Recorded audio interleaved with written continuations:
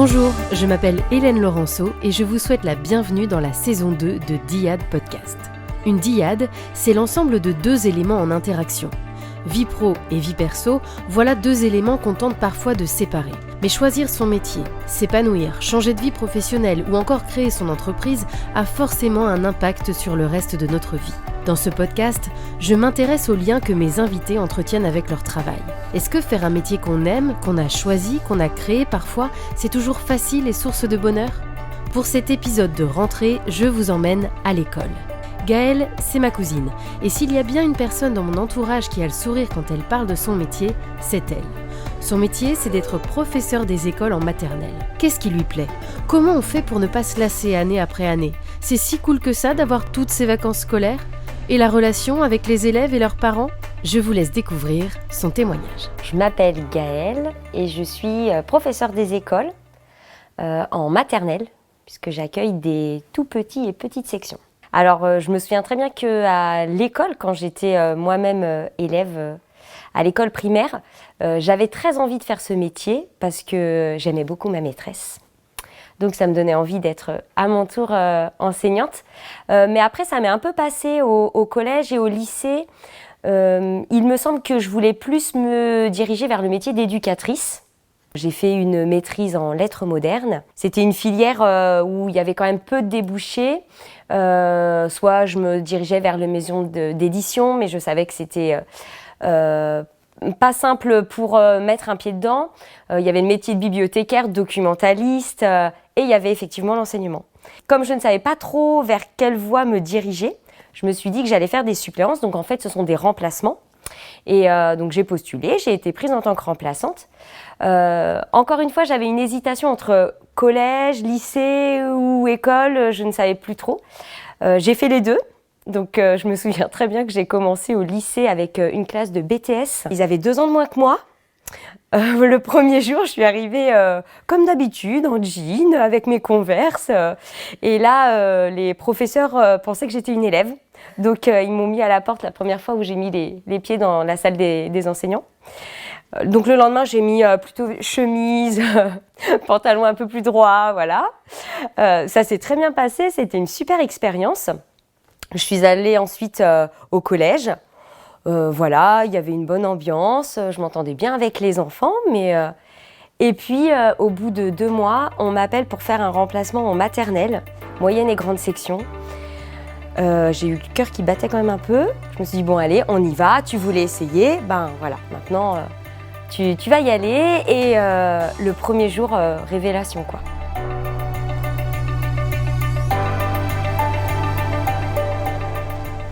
Je me suis sentie vraiment à ma place. Je me revois encore, je revois tout à fait la classe, pourtant j'y suis restée que 2 semaines. Mais je me revois sur la chaise, je revois les élèves, je me revois chanter des comptines, lire des histoires. Et en fait, je me suis sentie utile. Enfin, je voyais qu'ils attendaient des choses de moi. Et moi, j'avais le smile jusqu'aux oreilles. Et en rentrant à la maison, j'ai dit à mon ami, c'est ça quoi. C'est l'école et ce sera que l'école maintenant. En plus, c'est vrai qu'en règle générale, quand il y a des enfants dans mon entourage, j'étais pas forcément enclin à aller m'installer avec eux, faire des jeux de société ou des choses comme ça. Donc, mais c'est vraiment ce jour-là, je les ai vus installer. Enfin, en école, c'est assez ritualisé, c'est assez organisé aussi, et je pense que c'est quelque chose qui me correspond bien. Et de voir tous les petits yeux comme ça braqués sur moi. C'est aussi un peu parfois des représentations théâtrales en fait. T'es devant eux, t'en fais des tonnes quoi. Tu souris encore plus que d'habitude. Quand tu fais la moue, c'est une moue vraiment exagérée. Enfin, et j'aime bien aussi ce côté-là où je mets ma casquette de maîtresse et où je suis là rien que pour eux dans mon rôle et vraiment dans mon personnage presque. J'aime bien ça. J'ai eu beaucoup de chance parce que c'est vrai que parfois les postes en maternelle sont plus difficiles d'accès que des postes en élémentaire. Mais je suis restée 2 semaines dans cette école et ensuite j'ai été appelée pour un autre remplacement et c'était un congé maternité. Donc j'ai intégré une nouvelle école peut-être fin novembre, début décembre. Et je suis restée jusqu'à la fin de l'année. Donc ça, c'était vraiment chouette. Et à la suite de ça, j'ai passé mon concours pour pouvoir rentrer en formation. J'ai été acceptée et ça y est, c'était lancé. Je suis partie 2 ans en formation. Cette première année n'a pas été simple. Alors, c'était dans une toute petite commune, 500 habitants, n'est-ce pas? Donc, une classe, en fait. L'école était séparée en 2. Donc, sur le lieu où j'étais, il y avait une seule classe. Et sur la commune d'à côté, il y avait 2 classes. Et donc, moi, je n'avais qu'une classe. J'avais des grandes sections CP, CE1. Et j'étais en même temps directrice de l'école. Là, il y a vraiment les vraies responsabilités d'enseignante qui nous incombent, des responsabilités de chef d'établissement. Donc, c'est pas facile non plus quand tu commences juste. On aimerait, dans l'idéal, pouvoir vraiment donner tout son temps à sa classe. Et en fait, non, ça fonctionne pas comme ça, parce qu'à ce moment-là, j'avais double casquette. Donc, c'était une année assez difficile. Je me rappelle rentrer tard le soir. Je me rappelle parfois pleurer aussi en me disant « je vais jamais y arriver, je suis débordée de travail, je sais plus par où commencer ». Et en même temps, c'était une année riche aussi pour apprendre vraiment la manière dont on a envie d'enseigner, trouver aussi ce qui nous paraît primordial, le plus important.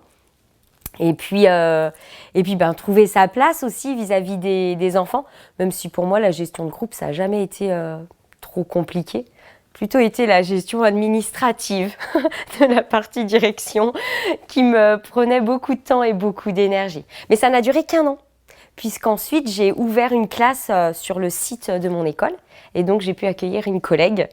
Et à ce moment-là, c'est poser la question de savoir quelle classe je prenais. J'avais le choix entre moyenne et grande section ou CP, CE1. Et là, je suis retournée tout de suite en maternelle, moyenne et grande section. Ça fait 10 ans que je suis dans cette école, donc qui n'a rien à voir avec la petite école de commune. Hein. Là, on est plus dans la ville. J'avais beaucoup d'appréhension de ça. C'était pas mon premier choix. En fait, quand on choisit de partir d'une école, on a 6 choix d'école à faire. Et si on n'aboutit pas sur l'un de ces 6 choix, on reste là où on est nommé. Et c'était mon 6e choix ici. J'avais peur justement d'une grande école, dans une ville, etc. Voilà, j'avais des appréhensions et finalement, pas du tout. Ça fonctionne différemment. C'est plus un petit navire, hein, c'est un gros paquebot. J'avais surtout peur plutôt des relations avec les parents finalement. Parce que dans une toute petite école de campagne, ce que moi j'avais vécu en tout cas, c'était qu'ils s'investissaient énormément. Ils étaient toujours présents, toujours prêts à rendre service. C'était presque aussi leur école à eux. Et j'avais peur qu'il y ait un peu plus d'anonymat au niveau d'une école de ville, que les parents se servent de l'école plus comme un service que comme un lieu de rencontre en fait, et un lieu d'apprentissage. Finalement, ça n'a pas été le cas. Les jeunes parents, ils arrivent avec beaucoup de questions, avec beaucoup d'appréhension, eux, dans leur rôle de parents. Ça, c'est une partie de mon métier que j'affectionne particulièrement, la relation avec les parents d'élèves. Parce que là encore, on est face à vraiment différents profils de personnes. Il y a les parents qui ont de bons souvenirs de leur école, qui ont passé de bons moments, qui ont une scolarité à peu près ordinaire et qui arrivent avec le sourire et qui nous laissent leur enfant en disant oh, « j'espère que ça va bien se passer, oh, j'en suis sûre, mais bon, j'ai confiance, on fera un petit point de temps en temps, voilà. » Enfin, ils sont pleins d'attentes, mais dans la bonne humeur. Et puis il y a aussi les familles qui arrivent et qui eux ont des histoires plus compliquées parfois avec l'école, qui ont de mauvais souvenirs et on sent que la confiance va être plus difficile à obtenir. Donc souvent je leur dis en réunion de parents, en fait on se connaît pas, mais nous sommes déjà obligés de nous faire confiance. Et c'est important de nous faire confiance parce que votre enfant, s'il sent que vous avez confiance en moi, et que moi j'ai confiance en vous, lui-même ce sera plus évident en fait. Il viendra à l'école d'une manière plus spontanée, avec une énergie plus positive et le moment de la séparation sera moins difficile. Souvent j'ai 2 armes, le sourire, ça fonctionne bien, et l'humour. Parce que parfois, pour faire passer des messages qui ne sont pas toujours simples pour les parents à entendre, et je le comprends, eh bien l'humour ça fonctionne plutôt pas mal. Tu sais, des fois, il y a les parents, ils arrivent avec leur regard de parents, leur filtre affectif puissance 1000, et puis ils ne voient que leur enfant. Ils oublient parfois que leur enfant, il arrive, mais dans une collectivité. Et donc, ce ne sera pas forcément l'intérêt de leur enfant en premier qui va passer, mais l'intérêt de la collectivité. Donc, la frustration, la contrariété fait partie de tout ça. Et parfois, il y a des parents, voilà, si avec un petit peu d'humour, on arrive à faire passer des messages et ils peuvent être un petit peu renfrognés, mais finalement, ils reviennent avec plaisir quand même.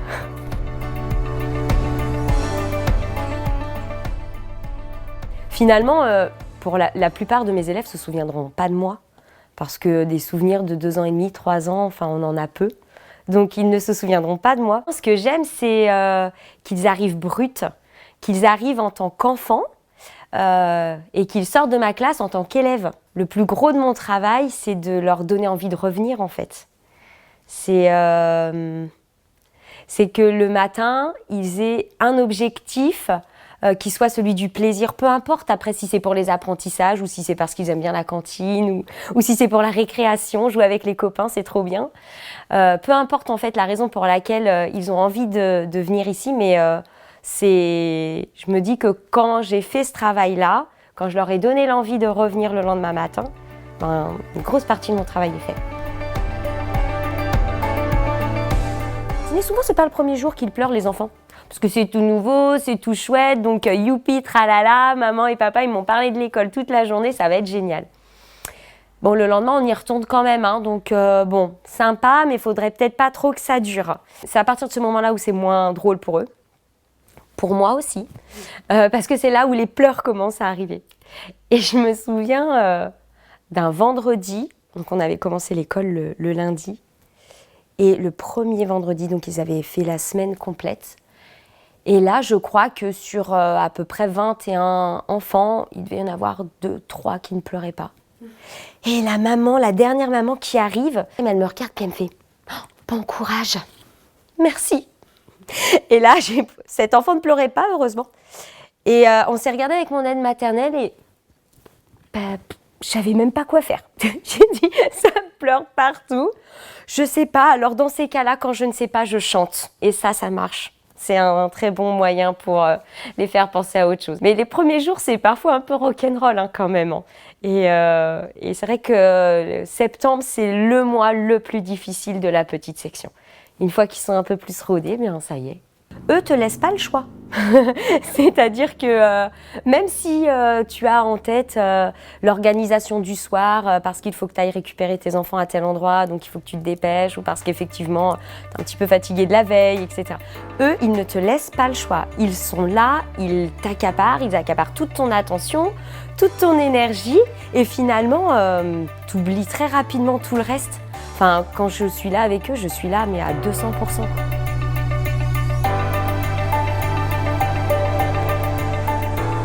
Pour avoir fait de la petite section, de la moyenne section, de la grande section, plus tu descends en bas quand même, plus c'est fatigant, j'avoue. Je ne sais pas combien d'années je ferai de la petite section, mais c'est vrai que c'est plus fatigant physiquement. C'est un métier où l'on court beaucoup. Et on se le disait d'autant plus que, par exemple, si je suis dans ma classe, je sais pas, sur un temps où, par exemple, les enfants sont à la cantine, donc je suis en temps de préparation, si je vais aller faire une photocopie, je vais y aller en courant. Me demande pas pourquoi, je ne sais pas, c'est comme ça. Je prends mon paquet et je m'en vais en courant jusqu'à ma photocopieuse. Je fais vite, vite, vite et je reviens à ma classe en courant. Des fois, avec les collègues, on se dit pourquoi on court en fait je sais pas. C'est un métier où l'on court tout le temps, quoi. C'est un métier aussi où on n'est pas souvent assis. On est toujours en action. Enfin, moi, dans ma classe, j'ai pas de bureau en fait. Je suis pas assise à mon bureau à à questionner les élèves, etc. On est toujours en mouvement pour se mettre près d'eux, pour qu'ils sentent notre présence, pour s'adapter aussi à leur taille. Enfin, donc c'est un métier où on est vraiment présent, même physiquement. C'est un métier où la rentrée scolaire de nos propres enfants est vécue par notre conjoint en fait. Moi, c'est mon mari qui a toujours emmené mes filles à l'école et ça, c'est quand même un petit regret en fait. Moi, je ne mets jamais les pieds à l'école de mes enfants en fait.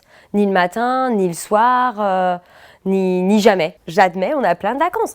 Toutes les 6 ou 7 semaines, au minimum, hein, on est en vacances, c'est vrai.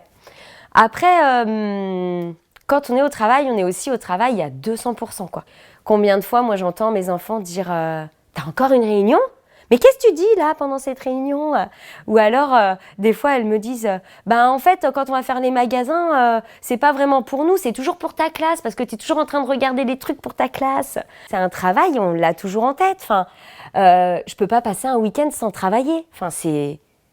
Alors, il faut vraiment que je sois vraiment hyper bien organisée, mais je vois pas comment. J'organise beaucoup mon planning familial en fonction aussi du temps que je peux accorder à ma classe, tu vois, et vice-versa. Forcément, quand j'ai une classe, je les aime tous, mais je me mets pas forcément de barrière ou de distance avec eux. Je pense parce que déjà, ça me ressemble pas, parce que je crois que j'y arriverai pas. Et parce que je sais que je serai très triste en fin d'année, mais tant pis, ce sera en fin d'année, donc ce sera loin, j'aurai le temps de le gérer. Donc en fait, non, je mets beaucoup d'affection avec eux. On a des coups de cœur, hein, parfois avec des élèves, mais comme en fait avec des adultes, parfois il y a des relations qui se font plus facilement, qui sont évidentes. Et tu sais pas pourquoi, mais c'est comme ça. Et puis il y a d'autres relations qui sont un petit peu plus difficiles à mettre en place. Alors je mets d'autant plus d'affection, moi par exemple, avec les enfants qui ont des caractères un petit peu difficiles. Les enfants un peu provocateurs, les petits trublions là, qui aiment bien attirer l'attention de l'adulte.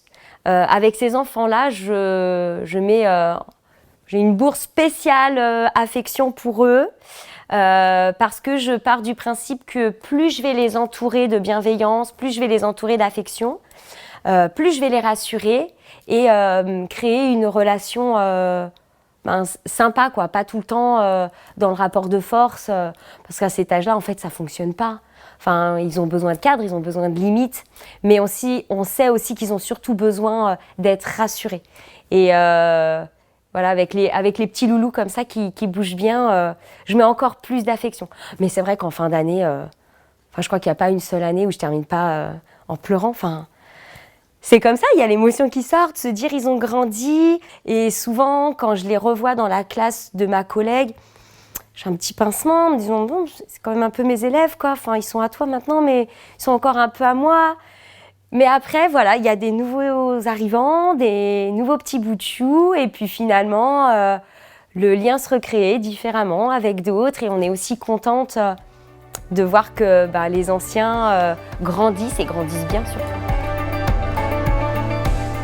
C'est un métier que j'aime parce que, en fait, même s'il est très ritualisé, même si d'une année à l'autre, j'ai les mêmes programmes, il y a des espèces d'impondérables, hein, de choses qui ne changeront pas. Il y a toujours de la nouveauté, ne serait-ce parce que c'est un groupe nouveau chaque année, donc toujours un enthousiasme, un éclat de voix, un rire que je n'avais pas prévu et qui n'était pas là l'année dernière. Donc c'est toujours à la fois très sécurisant pour moi, parce qu'on est dans quelque chose que je connais, que je maîtrise, et à la fois toujours nouveau, parce que c'est une découverte avec des profils d'enfants, d'adultes très différents. Ensuite, des fois, je me dis, j'aimerais bien faire autre chose. Mais en fait, je ne sais pas dans quoi je serais amenée à évoluer. En tout cas, pour le moment, je ne me vois pas faire un autre métier que celui-ci, parce que c'est vraiment le métier pour lequel le matin, ça ne me dérange pas de me lever. Merci pour votre écoute et à Gaël pour sa confiance. À bientôt pour un nouvel épisode sur la chaîne YouTube et les applications de podcast. D'ici là, n'hésitez pas à vous abonner, à laisser des étoiles et des commentaires. C'est le meilleur moyen de me soutenir. Merci.